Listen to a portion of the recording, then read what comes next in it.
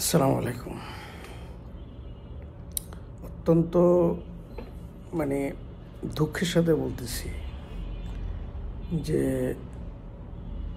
আমরা যারা বাইরে থাকে প্রয়োজনে, রিজিকের প্রয়োজনে যায়।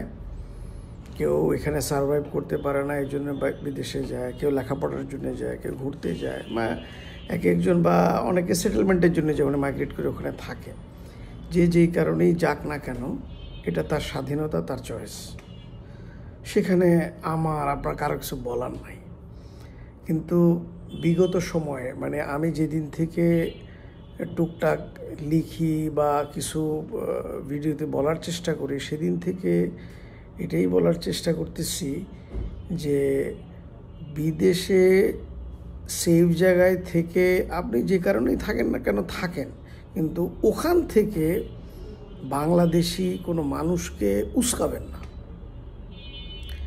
এটা বিগত সময়ে এক দশকের উপরেও একই কথা বলতেছি যে বাইরে থেকে যেই নেতার এই গার্ডস নাই, যেই নেতার এই সাহস নাই, যেই নেতার এই পরিমাণ কষ্ট করার মনমানসিকতা নাই, তার রাজনীতি করার দরকার নাই।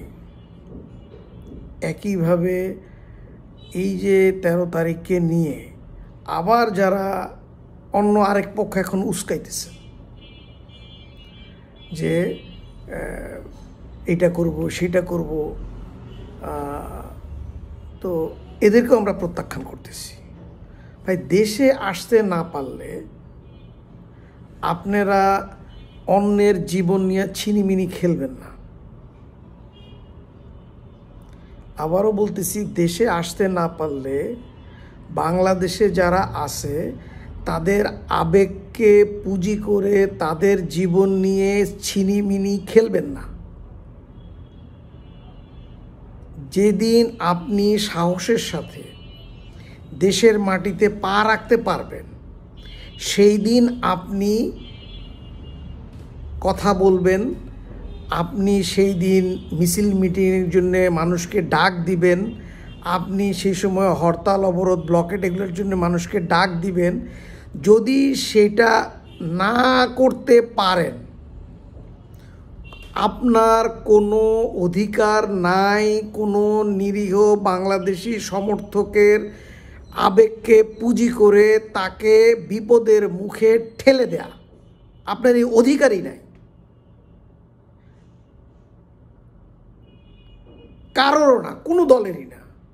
এই যে আমরা কাদের বিরোধিতা করতাম, যারা বিদেশ থেকে, লন্ডন থেকে, ফ্রান্স থেকে, আমেরিকা থেকে, ইউরোপের বিভিন্ন দেশ থেকে, সৌদি আরবের বিভিন্ন জায়গা থেকে, সেফ সাইডে থেকে এই যে মানুষকে উস্কান, এইটার বিরোধিতা আমরা আগেও করছি,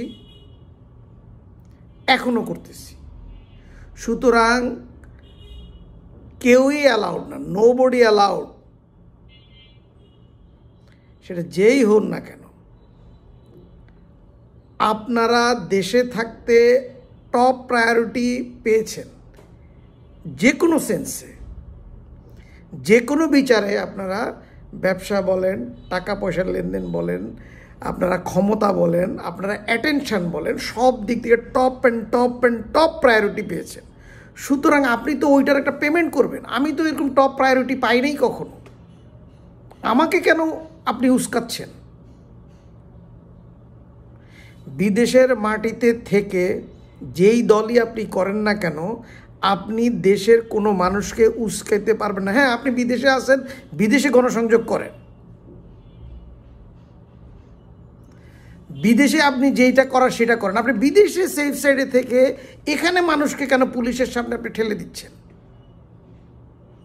এটা আগেও যারা করছে তারা অন্যায় করছে, এখন যারা করতেছে 13 তারিখকে নিয়ে মানুষকে সামনে উস্কে দিতেছে, মানুষের জীবনকে ঝুঁকির মুখে করতেছে, আমি সেটারও বিরোধিতা করি। বিদেশে থেকে কাউকে উস্কাবেন না। আপনার কাজ আপনি ওখানে করেন, যদি যোগ্যতা থাকে আপনি ওখানে লিয়াজো মেনটেন করেন, ওখানে নেটওয়ার্ক তৈরি করেন। আর যদি সেই যোগ্যতা না থাকে তাহলে মুখের ভিতরে কলা দিয়ে রাখেন, দেশের মানুষকে উস্কাবেন না। বুঝে গেছে ব্যাপারটা?